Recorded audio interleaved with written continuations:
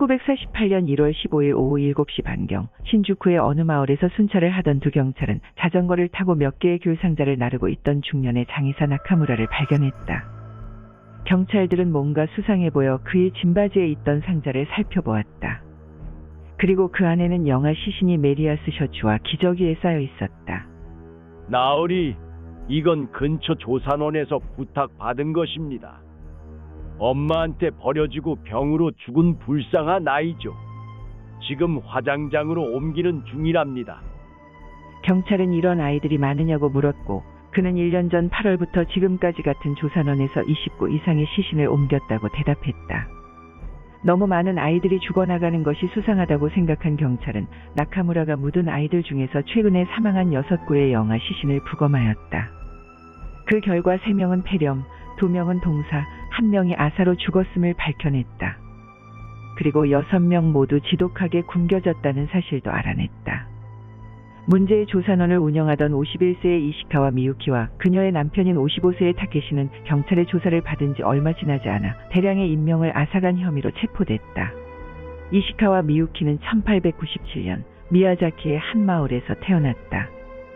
그녀는 현립직업학교를 졸업한 후 18세에 상경하여 도쿄 대학의학부 3파 강습과에 입학하였다. 23세가 되어 미유키는 타케시와 결혼하였고 조산원 경영을 시작했다. 그녀는 경력을 쌓으며 3파회 회장을 맡게 되었고 1947년 4월에 신주쿠구 의회 의원 선거에 자민당으로 출마했으나 낙선하였다. 타케시는 이바라키현 태생으로 지역 농업학교를 중퇴한 후 현역병으로 입대했다가 헌병 중사로 진급하였고 나중에는 경시청 순사도 지냈다. 1926년에 경찰을 그만둔 후 그는 아내 미유키의 악마적인 사업 수완 덕에 안락한 삶을 영위하게 된다.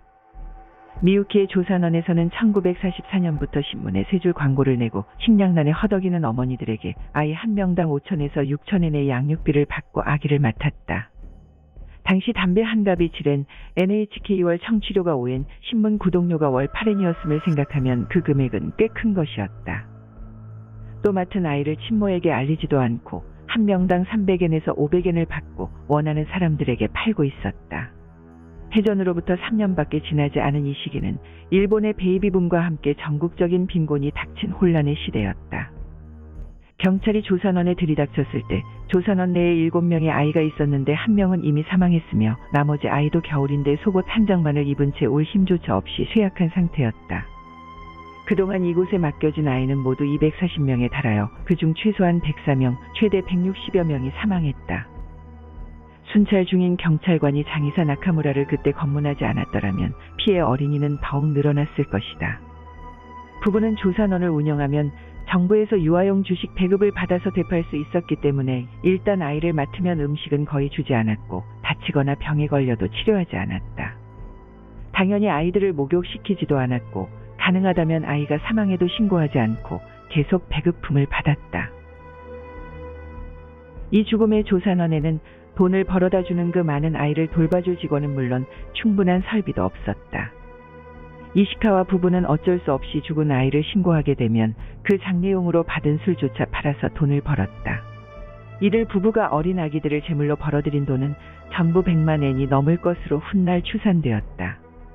이들의 범행이 그토록 오래 비밀을 유지할 수 있었던 것에는 이시카와 부부가 자신들을 감시해야 할 구청 직원들에게 자주 뇌물을 바치면서 아이들의 호적 절차, 조산원의 위생 등의 단속의 혜택을 받았기 때문이다.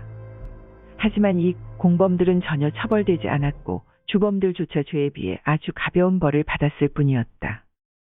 아마도 사업 감각이 뛰어난 미유키가 고위 공무원에게까지 미리 뇌물을 많이 먹여둔 덕분이었을 것이다. 살아남은 아기들은 아기 엄마의 친정집으로 가서 길러지기도 했지만 절반 정도는 다시 고아원에 맡겨졌다. 죽은 아이의 엄마들은 사건 후 와세다 경찰서에 몰려가 절규했다.